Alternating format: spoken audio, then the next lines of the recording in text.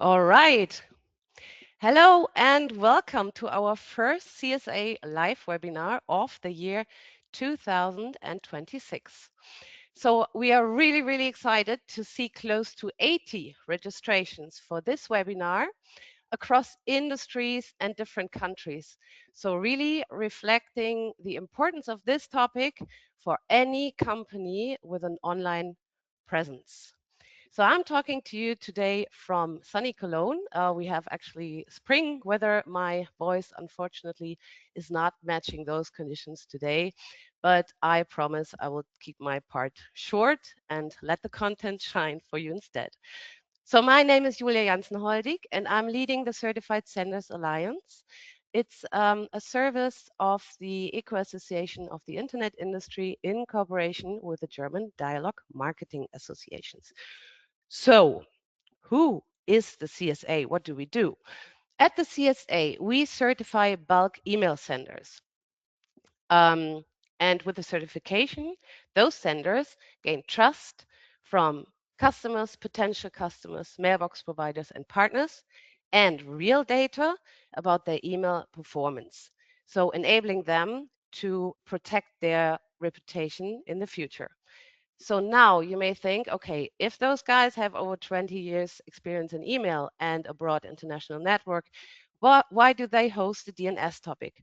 Well, behind every successful email strategy, there needs to be a secure DNS infrastructure, safeguarding deliverability, brand reputation, and customer trust. So in our opinion, when it comes to fighting cybercrime, it is really important to think beyond silos and to connect the topics which naturally actually belong together.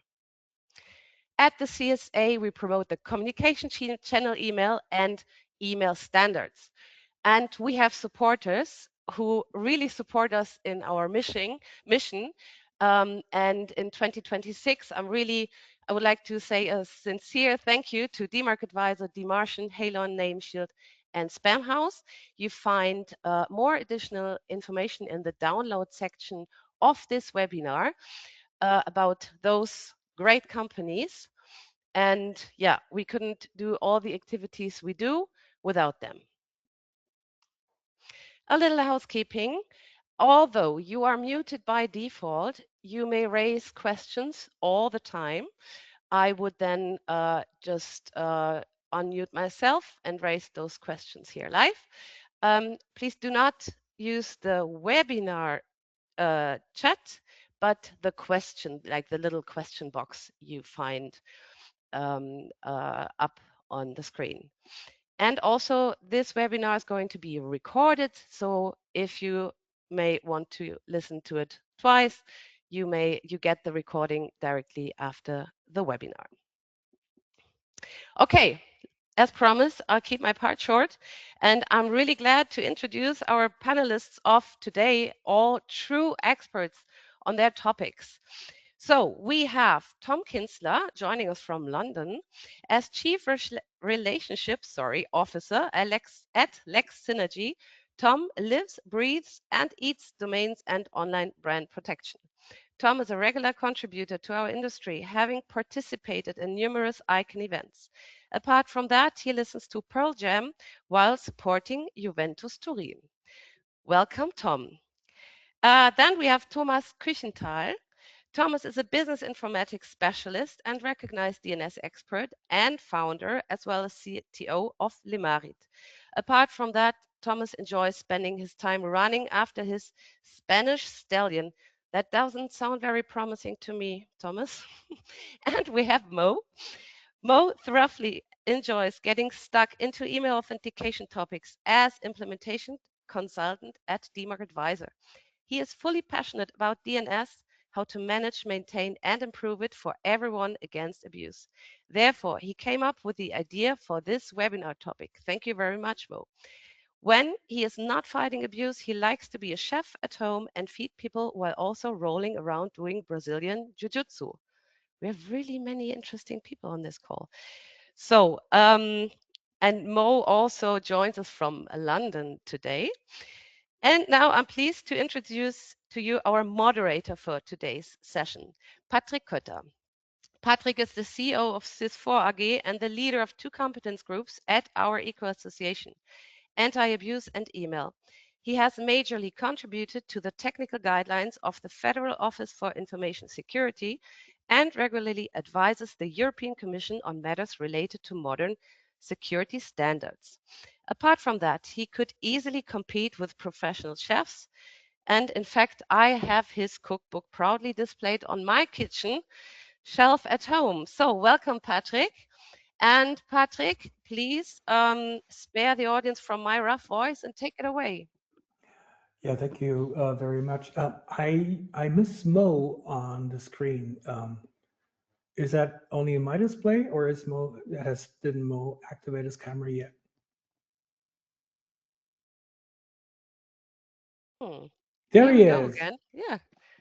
Yeah, He just wanted to make it more interesting, to have a special appearance. You succeeded. Okay. Kadi, could you be so nice and give me sharing permissions, please, so that I can share the slides?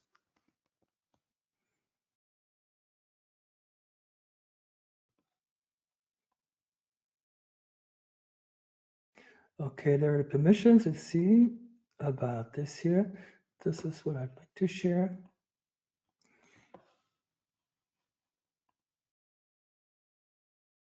You should be seeing the slides now. Okay, so just to give a rough overview what we have on our agenda today, we'll start with the problem statement, and then we go and talk about the consequences of DNS dangling. This is something that I just, for simplicity, I'm going to call it the two Toms. The two Toms are going to take care about today. And then when it comes to real world examples, we're going to hand over to Mo, who has prepared quite a few slides and examples and screenshots, and is going to walk us through some real world examples. And at the end, we intend to all join together and discuss with you how or what one could do to solve the problems that we came up with today. But just like Julia said at the beginning, feel free to interrupt us by putting a question into the chat at any time you'd like to. Julia will sit there and she will decide if she will hand over the slides to me or going to interrupt me and say, listen, could we talk about this right now? Or if we're going to have too many questions, which might happen. Actually, we would desire to happen that. If that happens, we're going to postpone and to discuss them about that later. Let's simply make sure we're going to have an easy and relaxed session. There are a few experts here. They're going to talk to you about the subject, and just feel free to ask whenever you feel you want it. It's just about learning and discussing it. So let me see if I got control of the slides. And yeah, there we go. Gentlemen, the floor is yours. Perfect. Thank you, Patrick, and welcome to everyone. So we thought, before defining exactly what the problem statement really is, we thought we'd have to start right at the beginning in case someone doesn't know the specifics of what is DNS. So DNS is essentially the mapping system of the internet. It is the way we find things online. The easiest way to think about this is the internet's address book. You type in a name, and the DNS converts that given name into the exact coordinates of where that service or website actually lives, on what server and what area. We as humans speak in words, while computers speak in numbers. A human would not be able to use the internet effectively if everything was expressed as a string of random digits. In the same way, most people do not remember every telephone number they dial. They store those numbers in their contacts list under a name. The DNS bridges that gap. It translates the machine-readable code that computers use into the human-readable names that we use every day. Without that translation, you would not type facebook.com, but 157.240.214.35. And I promise you, Facebook would not be where they are today if it was that number that you had to remember every time you wanted to spy on your friends. Just as map coordinates guide you to a physical location, DNS translates a human-friendly name like example.com into the numerical coordinates a computer understands. Without that mapping, nothing knows where to go. There are different types of DNS records for different functions, such as IP address mapping, email mapping, and even domain-to-domain mapping, which is where today's discussion is most relevant, as the majority of dangling DNS lie in the domain-to-domain mapping through a CNAME record, as will be shown in the next slide, and my colleague Thomas will be taking over here. Yeah, I appreciate that. Thank you, Tom. There are several DNS types, and the CNAME record is really a specific type, and let's dive into that. In general, yeah, a CNAME is much more than just a pointer to some resource like an IP address or a TXT record or whatever. It's really an alias. It's also often called an alias record that hands off the resolution from one domain to another domain. And when you want to have a picture, just imagine your domain is on the left side and the other, whatever domain is on the right side. So when you use a CNAME, you're effectively telling DNS, do not resolve this name here, the left one, go over there and use that domain's records instead. And this is really, really, really important here. It's also about records, because when a CNAME hands control to another domain, it becomes more than a reference. It's a form of subdelegation. It's not a real name server delegation, but it acts like a subdelegation. And this is really important. Have in mind that DNS records of the other domain on the right side are also valid for your own domain, your own alias. They are valid there too. This is nice to have, but this is also very dangerous, because, for instance, this can also enable the owner of the other domain to create certificates, TLS certificates for your own domain. This is really, really crucial to know. My colleague Tom here. Just a question in between. So basically what you're saying is there are records that point to a certain resource, like an IP address. And then there's a CNAME, which is a special type of record, which doesn't point to a resource itself, but it points to another name resource. Exactly. You know, so it's like you said, it's an alias. And this CNAME, it can point into your own zone. If you have something in example, you point to another resource in example, or it could point outside of your domain to a different domain. Exactly. Okay. And this is I think also that's crucial for the understanding right now. Exactly. Thank you for that. And this is where it becomes really an important topic when it comes to security, because it's an external resource you're referring to. You don't have control about it or over that resource, and there it comes. It gets dangerous at one point. But let's talk about that when Tom once wrote a really nice, Tom wrote a nice analogy. Which I want to read for you. I really like that, to make it more clear. Think of a CNAME like putting a sign on your front door that says, "Do not come in here, go next door instead."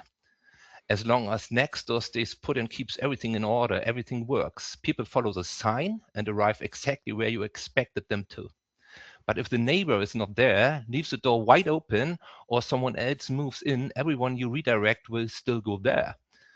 They will see whatever is inside, even though it no longer has anything to do with you, because you don't have control about that anymore. So this is basically what happens with a CNAME. You're sending all your traffic to another domain and trusting it to stay active, configured, and secure. If anything changes on that side, your users still follow it. So you have basically no influence on that. And this makes it really an important topic. So if the target domain, for instance, expires, is deleted, or is repurposed, the CNAME can accidentally hand users to content you never intended. That content can still be presented over HTTPS, as I just told, supported by a valid certificate with your domain name, and which makes it even look more legit to the users. CNAMEs are powerful. They're really handy. You can do a lot of things with that, but without proper lifecycle management, they create real risk. The alias follows whatever sits on the other side, whatever. And this is what brings us to DNS dangling, or dangling DNS. Tom, I think you can tell us some more details about what dangling DNS records actually really means, right? Perfect. So a bit of a crux here. Patrick, is there anything you want to say there? Yeah, does dangling mean it's like, I know dangling from dangling limbs, you know, that dangle off your body. Is that the analogy? He's dangling there, and it's going nowhere. We often call it also orphaned orphan DNS Yeah, records. orphan Yeah, DNS. I think, yeah. Imagine you have a piece of string from one wall to another wall, and at some point you cut that string, and both the other strings that are now 2 strings are dangling. That is essentially what it is. You're cutting the line of where it's going. But I'll give you a great example through this slide, and a lot of our German listeners and attendees may understand the paradoxical quote that we have here. So a dangling DNS is what happens when a DNS record still points somewhere, but the destination it pointed to no longer exists or is no longer under your control. The sign remains, but the place it once led to has vanished or changed. A simple way to picture this is with a signpost analogy.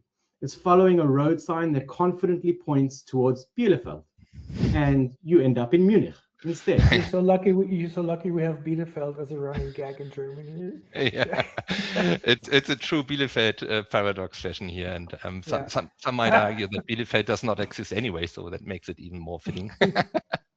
But as you said in the preparation, Patrick, it can be seen vice versa too. Yeah, but yes, this is the essence. Yeah. Yeah, absolutely.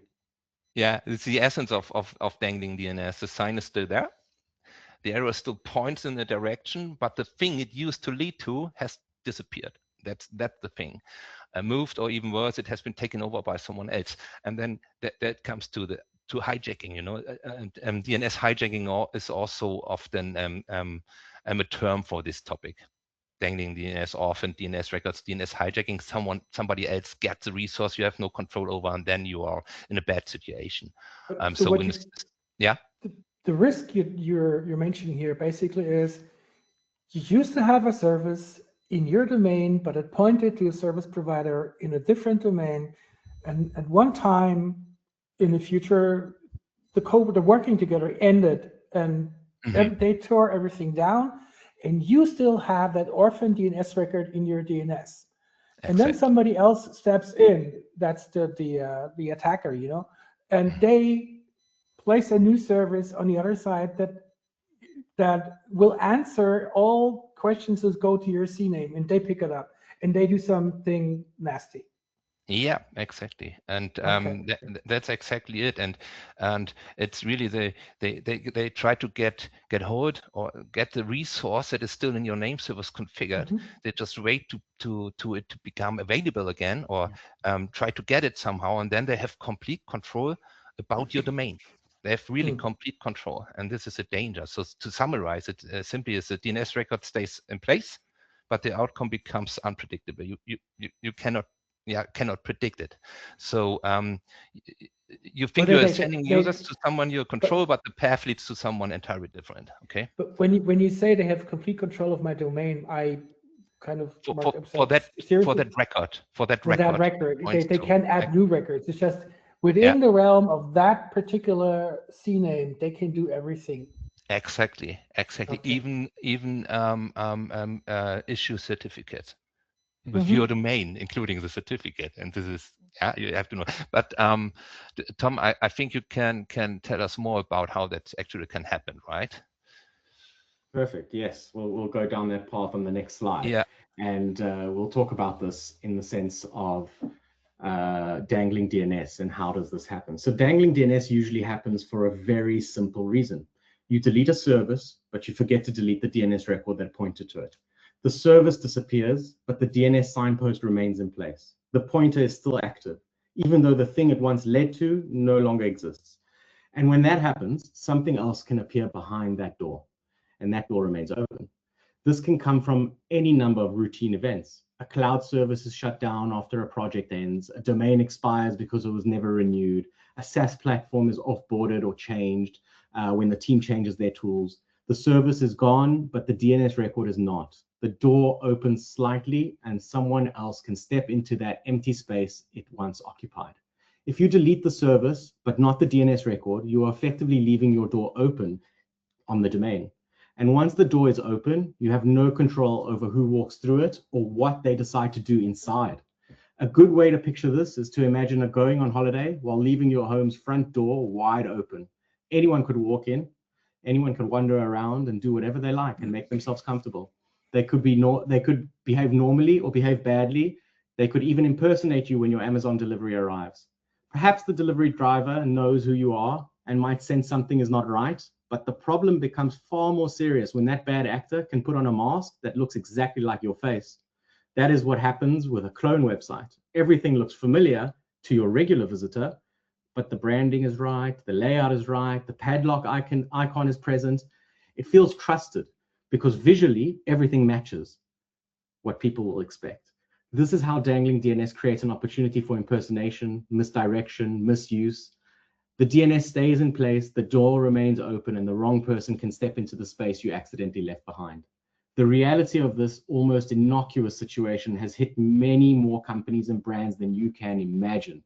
Now, bringing us back to a more technical view of the risks, I'd like to highlight briefly, and I'm sure my colleague Mo from DMARC Wizard will go into more detail on this, how far one can go with this type of exploit. It's one thing to have a CNAME hijacked with a cloned website or service, which requires people to navigate to it. But it's a whole other element when this record is weaponized using email, authenticated by DMARCs to send outbound attempts. A dangling record can have MX set up, authenticated by DMARC, and then used to run mass mailing campaigns. Thousands of potential scam visits, scam victims can be targeted with phishing, fraud, and any other content that bad actors choose. At that point, someone else is using your DNS as their delivery system. Now let us have a look through the next slide at a real life example, which we thought was quite interesting.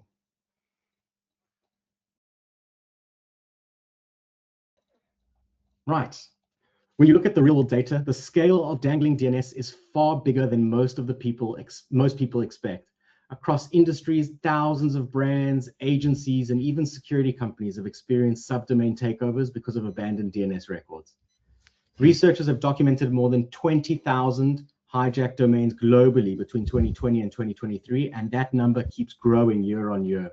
Many hosting malicious or fraudulent content. Yeah, and if you look at the slide, I mean, very, very notable domain names are here. These are not small, obscure companies. I mean, these are big players and well-known brands whose subdomains were left pointing to expired cloud resources or decommissioned services. I mean, look at that. Marvel, baseball, MLB, CBS, TV, Footlogger, PricewaterhouseCoopers, EasyJet, and all that under the main domain names. Subdomain takeovers under their main domain names like marvel.com and EasyJet.com, because there were still active pointers. Attackers could have used these abandoned subdomains to serve clone sites, as you said, or redirect traffic or create monetization sites and phishing pages, which are known, in this case, use cases observed in dangling DNS attacks. Phishing is a common thing. Tom, could you tell us more about the subdomain takeover use cases we found? Yes, some hijacked subdomains documented in research have been used for SMTP mass phishing mailing, sending large volumes of emails, SPF authenticated emails, allowing malicious emails to appear legitimate, click-through redirection monetization, fake unsubscribe pages to harvest the data of the people clicking to unsubscribe. And even security companies have fallen victim to this, the people who you would believe are most secure. Two of the most striking examples involve brands that exist to protect people from cyber risk, Symantec and McAfee through their subdomain login.03.symantec.com and API-XDR.McAfee.com. These subdomains were identified among thousands of abandoned records scanned by researchers looking for vulnerable DNS configurations. Despite being associated with major security vendors, the DNS records still pointed to decommissioned infrastructure, leaving them vulnerable to takeover if discovered by an attacker. This underscores the point that even organizations with the strongest security expertise can overlook something as simple as DNS hygiene. In complex cloud environments, it only takes a single forgotten record to create that opening. One of the most widely referenced DNS dangling cases involves one of my guilty favorite celebrities, Martha Stewart, who probably had no idea this was happening, as well as her name was ever involved in this exploit. This was, in fact, targeting MSN.com, which is owned by Microsoft, obviously, and brings us to the perfect real-world example for the next slide, which thank you, Patrick. Here, what we can see is a high-level timeline overview of the marthastewart.msn.com exploit. In 2001, MSN and Martha Stewart ran an online marketing campaign for a sweepstakes draw to win a dream holiday to New York City. This marketing campaign had a custom domain, msnmarthastewartsweeps.com. Obviously, domain length wasn't important to them back then. The teams configured a CNAME to point marthastewart.msn.com to msnmarthastewartsweeps.com. And you can see that in the first line. The domain was registered with Rackspace, who Microsoft were using at the time. The campaign ran for 4 months, from May to August, after which the campaign was closed and the domain msnmarthastewartsweeps.com was allowed to lapse, which in itself is a corporate domain management no-no, and any corporate registrar should advise against allowing a campaign domain, a marketing campaign domain especially, to be allowed to lapse within such a short time after the campaign was run, obviously due to the traffic that may have been going there. Now, not only did they allow the domain to lapse, but they never removed the existing CNAME record. Now, what we can see now, 21 years later, so not a short time, but 21 years later, in 2022, someone identified that marthastewart.msn.com, that record still existed, and was pointing to the abandoned domain, which was at that point available for registration. So what do bad actors do? They find an exploit, and they registered the domain using a retail registrar by the name of Namecheap. The bad actors registered the available domain msnmarthastewartsweeps.com, and instantly they had access to and control of marthastewart.msn.com. At this point, the bad actors added email validation records such as SPF, DKIM, allowing them to send out thousands of emails from marthastewart.msn.com, and in turn telling email servers and spam filters that they were authorized to send this by MSN. This was used to send cloud storage warnings with monetized links to thousands of unsuspecting targets. The end game was simply to get people to click on the image and redirect them to any of the automated affiliate links for pay-per-click profit, all under the guise of being a legitimate email from Microsoft. Right, and that brings us to the next slide, just to show you. It's really a great example. I mean, it's msn.com. It's a big site. And I guess there are thousands and thousands of the same issues in this zone still maybe exist. being the email person I am, as a leader of the competence group for email, I would say they did not only gain access to the DNS of that domain and were able to put all the things in place in DNS they were putting in, but they were also piggybacking and benefiting from the reputation of MSN.com. That means that when they were sending out messages via MSN.com, it was very likely that by the big, huge reputation MSN.com still has on the network, they were abusing the reputation in order to get access to the email platforms. And that was the even bigger threat, probably. Absolutely, absolutely. Okay. And if someone, in this specific case, if someone actually did a little bit of digging, they would have found that the servers behind these emails were housed in Ukraine. Which would have been a bit of a question mark, as well as the fact that the domain was with Namecheap in 2022. So there were a few flags, but unless you were a technical person who went digging for this, it would be very difficult to identify that. And Mo will go into that when he goes through his next one. If we just go to the next slide, that's perfect. I just wanted to show, just for laughs, we went back in time on the Wayback Machine just to show you what the original site was. And here's the original page from the Martha Stewart MSN sweepstake. Back in 2001, a big shout out to the folks at God.io for the analysis for this and their article about it. I did put a link there in the previous slide, so if anyone wants to see it, it is on our slides. Yes, the real scary thing probably is that I was on the internet and working on the internet when this site was new. It's a new site. Oh, it's super. Yeah, boy, it's real hard. That's hard to look at this design. Should I go? And this for was the next cutting slide? edge. Yeah. That was Yes. cutting edge technology. Cutting edge, and just so everyone knows, inputting information for it to give information was also cutting edge. It was really the development of Web 2 at that point. I'm going to hand over to Mo, who's going to take us through the real world examples. Thank you. Thank you very much. Next slide, please. There you go. Okay, so what's key to remember for everyone is we've been talking about domains and brands. The brand identity is not just the name, it's everything attached to the name. So obviously the domain is the key because it's the thing, the asset that attaches email, web to your organization. So in this case, I've got PlayStation.com because as a gamer, Sony is one of those brands that I'm into, and obviously the PlayStation.com domain is important. So anyone on the internet, you don't have to have technical expertise. You can go digging, you can go looking, and this is one of those tools, the DNS reconnaissance tool, DNS dumpster, that basically allows you to look for gaps, vulnerabilities in a organization, in a brand, and it's all free. There's no paid services, and it all uses DNS records. So this is literally how easy it is for anyone, any attacker, anyone that's doing some sort of offensive or defensive research could go and basically do themselves. So if you go on to the next slide, please. There you go. So there are three key avenues. The first one is very, very straightforward. There is a real world example that we'll see. The second two are basically more sophisticated. So what both Toms spoke about was mismanaged DNS, and that's usually straightforward to look into and find out. DNS dangling, on the other hand, and DNS hijacking are more sophisticated, and that's where you need to really have the technical expertise. So if you go to the next slide, please.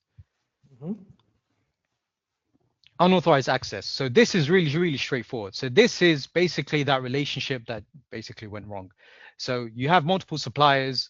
One supplier is responsible for something. That supplier basically points to another platform who is responsible for something. And there was the problem. So in this incident back in 2013, which is basically 13 years ago, someone basically had their login credentials accessed. And of course, with that, you've got the keys to basically the safe. So this is very, very straightforward, easy to do. Unauthorized access is something that still happens, and it's important to defend against. But again, it's not DNS based, but it is something that can lead to those issues of mismanaged DNS hijacking, because if you've got the keys to the gate, then you can basically do whatever you want. So next slide, please.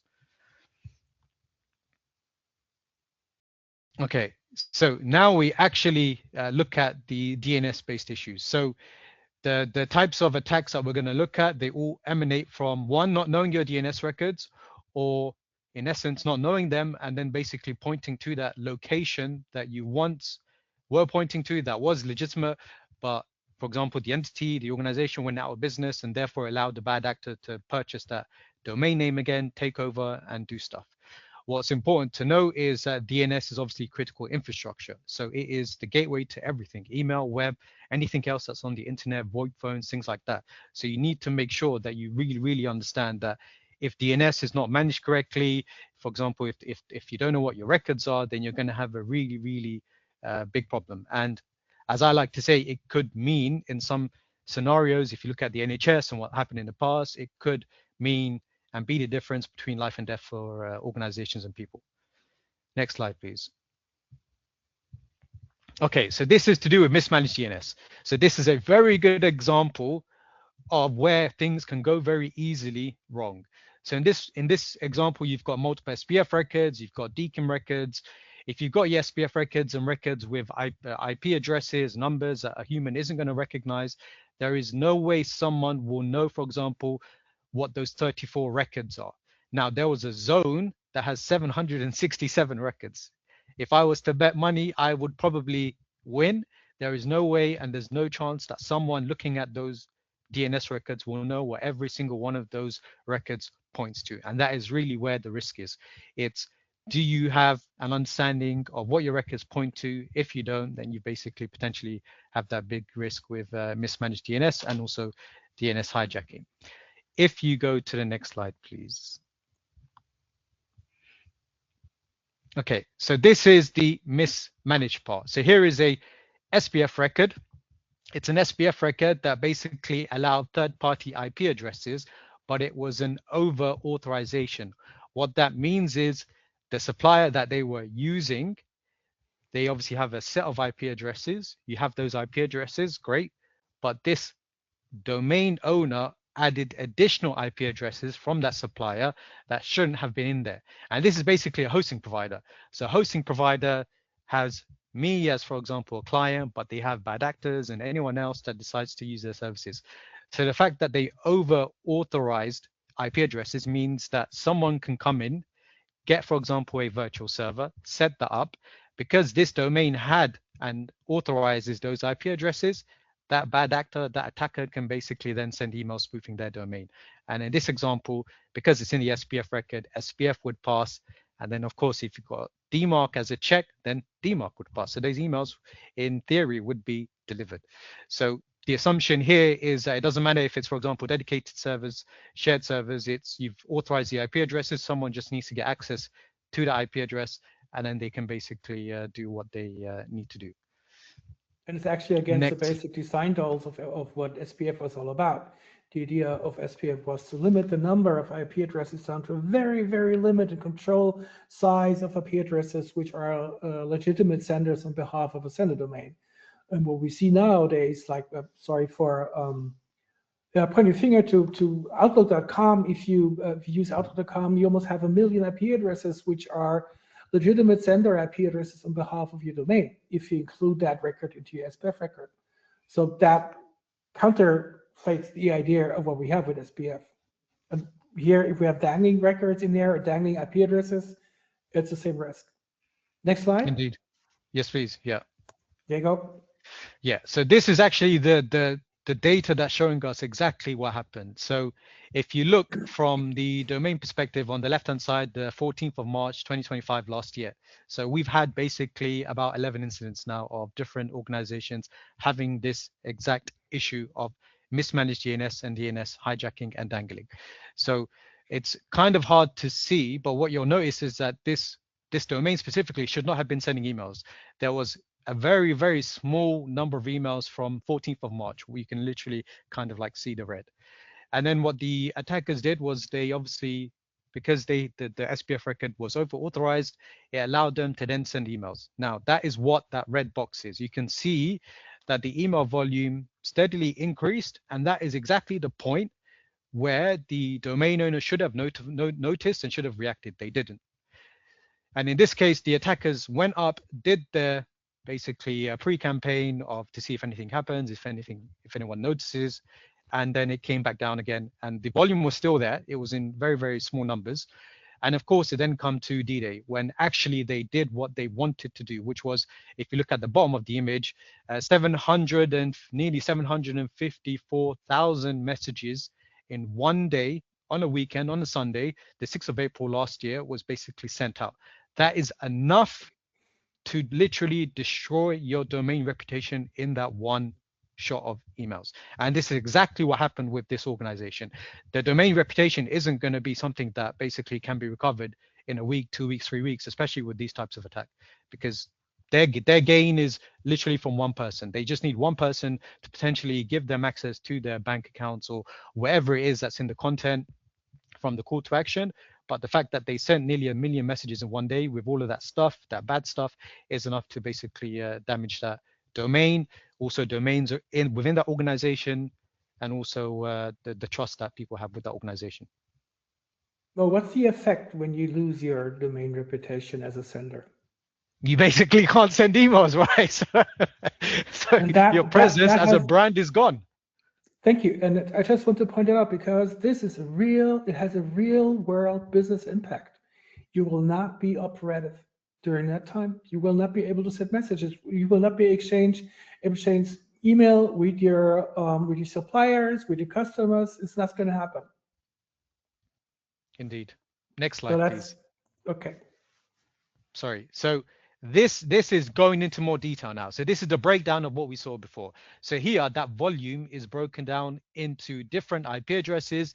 They basically were spreading the traffic across 46 different IP addresses. It's not a lot, but in terms of the domains that they were basically using to spoof all of those emails, it was nearly 94,000. Now, if you look at the server names, it's pretty random. It's like, I like to use the word gibberish. It's made up, but they spread the traffic, and obviously some people might be familiar with the term snowshoeing, where basically spread your volume of across like a large surface area. So this is what they were doing. But as you can see, this is very clear. The fact that they over authorized on the SPF record allowed SPF to pass, and because the domain was aligned, SPF domain was aligned with the DMARC domain, and the SPF was passing, with those two conditions, it allowed DMARC to pass. And as you can see, based on the DMARC data, pretty much that there was nearly 100% of compliance with those messages, which usually would mean that those messages for this domain, at least for this organization, would have been delivered. Next slide, please. Okay, so that's mismanaged DNS. This is Dangling DNS, which is basically a subset of mismanaged DNS. This basically only happens when you have that previous record that was legitimate in some capacity, and then across some time, basically, you didn't manage your DNS correctly, you didn't remove it because the supplier went out of business, or like Tom said earlier, the campaign was only for a certain amount of time, and then after that, the hijackers came in and took it over. So usually this is very, very common with subdomains.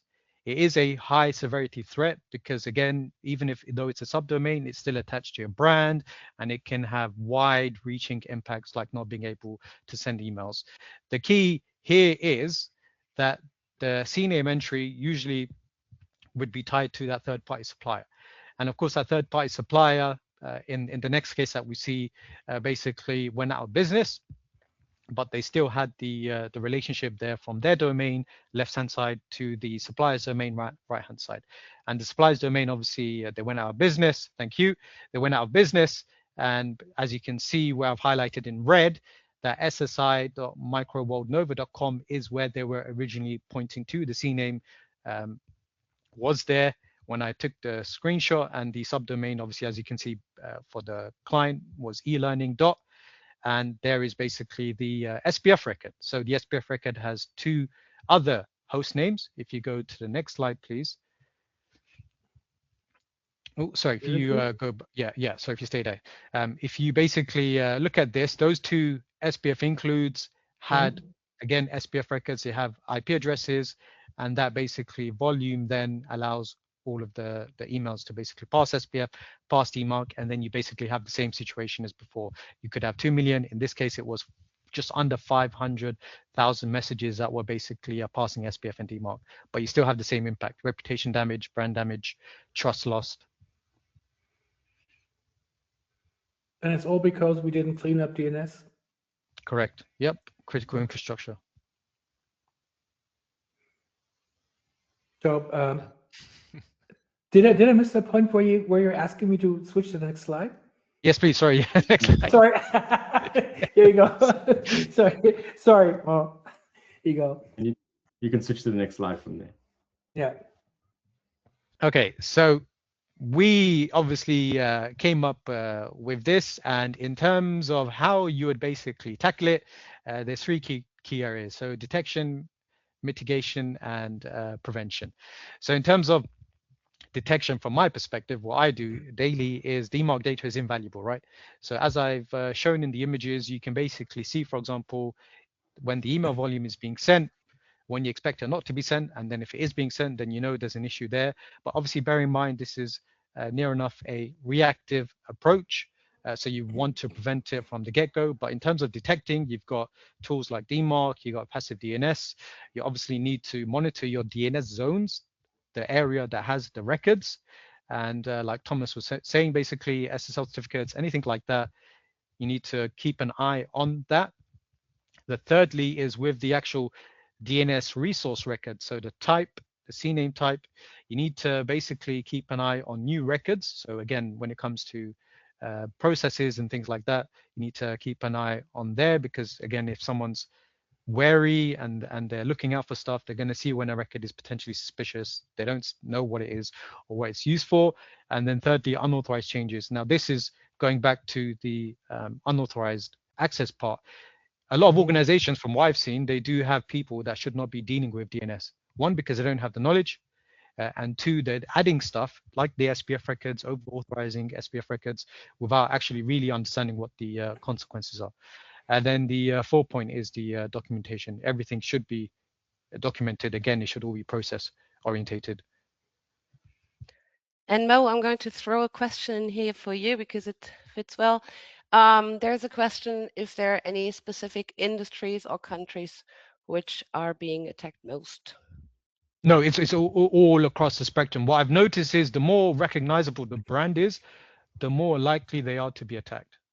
Okay. And usually, that's actually something to look into. Usually, and this is my theory, it could be attached to the email volume that's being sent as well. I haven't seen it from that perspective, but it's definitely to do with your brand presence. And And then government I have entities are also heavily Presence attacked. okay. Presence and reputation, a combination of that. And then I have one more question. Is it recommended to use an email gateway which can be used by the IPs that are named in the SPF record? That question depends on the context. If those gateways should be sending emails, then yes, they should. But then if they should not be sending emails, then of course you would not have those IP addresses. So the key here is with the SPF part is you really need to pinpoint who are those senders that should be included in the SPF record. And that does take process. It takes due diligence. It takes a combination of, DMARC data from my perspective, organizational knowledge, asset management, Security supply auditing. management. Yeah, exactly. Yeah. It's a multifaceted approach. Thank you. And the other question, if the slides will be shared, the content will be shared. Yes. Okay. Let me add something. Everybody who is listening can and has access to their DNS. I mean, everybody can look up his own DNS zone and make a lookup on your SPF record. Just do it and think about if you know every IP in this record.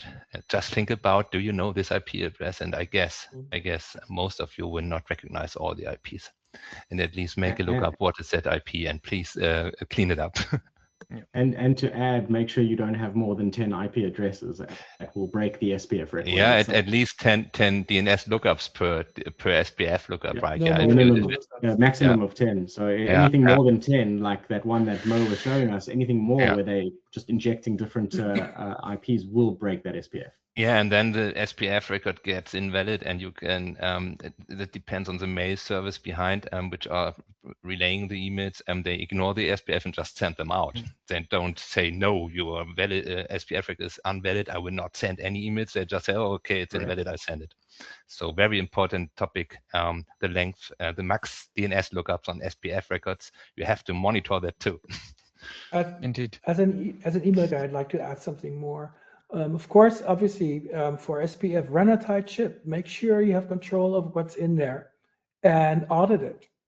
Check if you still need that in there, or if that relationship for business relationship has ended because you are not using that sender for you anymore, but some different sender. So clean that up. That's one thing you need to do. The other thing is, it's my recommendation, start using DKIM. Because we're in the age of shared IP addresses, which means that many people are using a platform. Sorry for mentioning Microsoft again, like using Outlook.com. But if everybody uses Outlook.com, everybody shares their reputation with everybody else using Outlook.com. So an IP address is not a good reputation anchor anymore. But still people are using SPF because it's there. But it's going to die. There's going to be new technology, which is currently called DKIM 2, which is kind of a successor to DKIM. It will very likely deprecate SPF. It will not be used anymore, and we're going to be using DKIM in the future.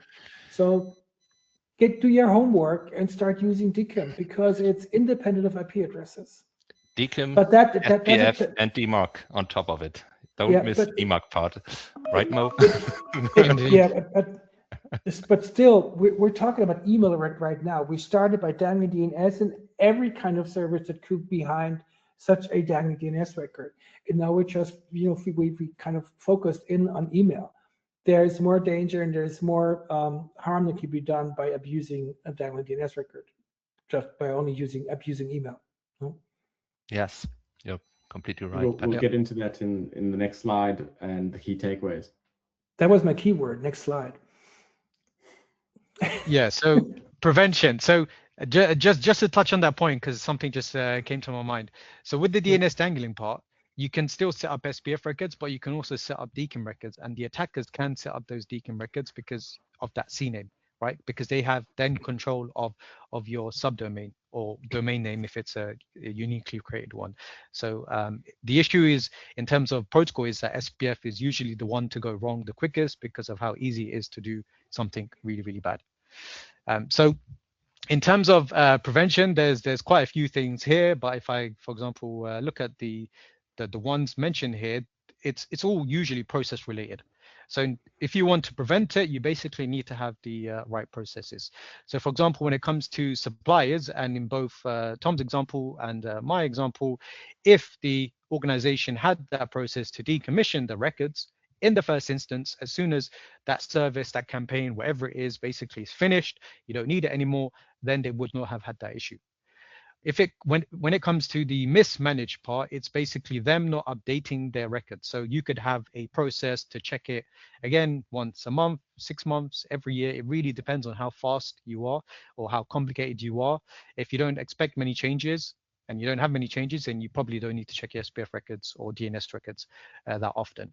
The second is related more to the unauthorized access. It's basically having very, very strong user authentication. And most organizations nowadays, from what I've seen at least anyway, are using SSO. If not, then it's MFA 2FA. So really that's a by default prevention measure. The third one is where I really like to stress to organizations is that access permission management. So again, like I said earlier, people really should not be dealing with DNS if you don't know the potential consequences, because you could do something wrong, you could over authorize, you can break an SPF record, a DKIM record, a DMARC record. So you should definitely have a clear policy, clear process.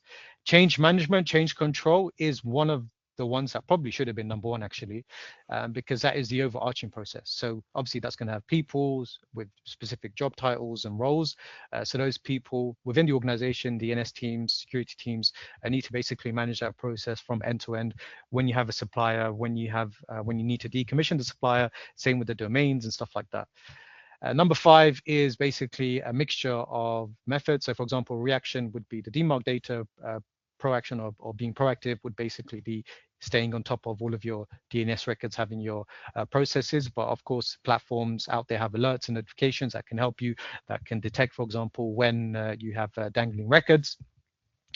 From my point, I would say not to have huge TTLs, because the longer you have time to live, the longer you say DNS record should be alive for. Usually it means when that time expires, then basically the change occurs. So if you have a record that is basically going to stay alive for 1 year, then you've got a big problem. And number 7 is documentation. Again, that's all process related. Well, let me pinpoint you on point 6, avoid huge TTLs, because I think there is a misbelief, or at least a myth on the net by operators that they mustn't use short TTLs because otherwise the internet is going to break down. Oh, yeah. It goes back to the old times when we had 3 or 4 root name servers on the internet, and everybody was asking those, and they were completely overloaded and they broke down. But that is more than 20 years ago. And we have very performant DNS infrastructure out there right now, and you should be using short TTLs. Because in case anything breaks on your platform, you will be able to change your record, and everybody out there on the net is going to learn very, very soon. So you will be able to move out of a problem very soon. It's a matter of agility to have short TTLs, and the network infrastructure is able to take the load. So that's something in our minds we need to get rid of that myth, like we shouldn't be doing that. Yes, we should be doing that. We should be using short TTLs. Yeah, that's a good point, Patrick. Yeah. Agreed, 100%. Next slide. Yes, please. Okay, so mitigation. So this is basically where you don't want to be, but if you are in that situation where you have to react and you basically have to fix stuff, then there's usually a few instances of what you have to do, right? So first and foremost is those DNS records. You need to basically, for example, remove the ones that shouldn't be there. If it's unauthorized access, change the password. For example, if it's to do with traffic redirection from one location to another, then of course you would change that. So that is usually pretty straightforward. A lot of people know how to do that. Second is to basically flush DNS. So of course, DNS is based on caching. You've got the browser caching as well, local resolver caching. So usually if you flush that, and again, depending on who you are, whether that's even possible, you can basically use that as a method to basically mitigate. The third one is investigation. So once you've done the mitigative measures 1 and 2, for example, you then need to understand why it's happened and how it's happened, right? So, you know, in security, people call that root cause analysis. So you basically drill down and understand what the root cause was, what the cause was of the actual problem in the first place. And then the fourth point is stakeholders. Communication is a big thing, whether it's, for example, doing like a DMARC project, whether it's to do with process and making sure people understand what their roles are and their functions are. If you need to obviously inform people that something has happened, then that's usually going to be, for example, the end users, your customers, your partners, your suppliers, and of course the security and legal teams in case there's damage control that they need to do. And a good tip here is if you need to notify customers via email, use somebody who's specialized in sending out large numbers of email. Don't use your own infrastructure. Otherwise, you might get blacklisted and you're going to fail. You might not even be able to send emails in the first place. Sorry. So, excuse me? Yeah. You might not be able to send emails in the first place if your reputation is so right. Yeah, you might be blacklisted, but you still might need to use somebody else. But in case, I saw it with different, Marriott a few years ago did that. They were using their infrastructure to notify customers about a database breach. And they only were able to deliver that because people who mail up org, which is a large mailing list about where many companies get together, allowed them to pass because they were doing everything wrong. You know, they didn't ever show up sending high volumes, and suddenly they were boosting, and everybody were thinking, well, maybe they got hacked or something like that. But no, they were trying to inform the customers. So get professionals to do that. Yep. Next slide. There you go. Perfect. So from here, I think everything we've discussed, all these risks we've discussed are honestly and easily entirely preventable. Dangling DNS is not a complex cyber attack. It is an operational oversight. Preventing it comes down to 4 pillars: strong policy, repeated processes, structured checklists, and continuous monitoring. Each plays a different but essential role in keeping your DNS watertight. Policies and processes come down to a clear DNS policy, in it being the foundation for preventing dangling DNS records. It sets the rules for how DNS records and entries are created, changed, monitored, and retired. A strong policy defines who may create records and modify them, what review or approval process is required for this, when records must be archived or removed, how DNS should be configured for different types of services, be it email, web, SaaS, cloud, the life cycle of the requirements for the DNS, a configuration, visibility, monitoring, and renewal practices should be down to governance principles. And moving forward, processes. You have to follow through with those processes. Policy sets the rules, processes make them real. And there must be standard onboarding processes for new cloud services, a mandatory DNS retirement process when shutting down SaaS platforms and cloud resources, defined steps for offboarding and third-party vendors, strict procedures for domain lapses, renewals, and infrastructure migrations. Anything along those lines must be process-driven. Most dangling DNS vulnerabilities occur during a transition like a migration or expirations, deprivations, decommissionings, or even staff turnover. A good process prevents human forgetfulness from becoming a security incident. Again, did you mention the word process? No, not enough. Not yet enough. Seriously. Can you tell I work in the corporate space? Okay, I close the slides and I hand the microphone back to Julia. Yeah, thank you so much, guys. So I could really feel the passion for this very technical topic from the panelists. But on the other hand, I think Patrick, many thanks for always making sure to draw like the to compare with the real business impact those things actually have. And I think this is something which I understood very clearly about this webinar. Thank you for this very structured and at the same time vivid conversation we had. And yeah, dear attendees, also thank you very much for your interest for this very special, but as you all have heard, so important topic. So if you wish to get more information, so we're getting a lot of applause back here. Woohoo! if you wish to get more information about it, I'm sure the companies of the panelists here provide you with help, so you can contact them directly. Otherwise, feel free to contact the Certified Senders Alliance. And yeah, stay healthy, stay safe, and make sure to be in one of our next webinars. We would like to welcome you again. Thank you so much, guys. It was a pleasure with you. I had really Thank fun. you, Julia. Thank you. Bye. Bye-bye. Have a good time. Likewise. Bye. See ya. Bye. Bye.